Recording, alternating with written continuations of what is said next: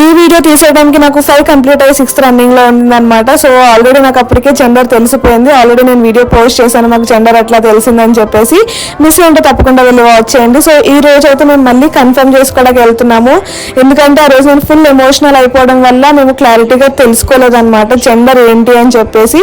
So మాకేంటంటే ఎవరైనా okay, but నేనేంటి జెండర్ రివీల్ చేయాలనుకుంటున్నాను, అమ్మని సర్ప్రైజ్ చేద్దామని. సో దానికోసం అయితే ఈరోజు కన్ఫర్మ్ చేసుకుని అప్పుడు డెకరేట్ చేసి ఇవన్నీ చేద్దాం అన్నట్టు ఫిక్స్ అయ్యాను అనమాట.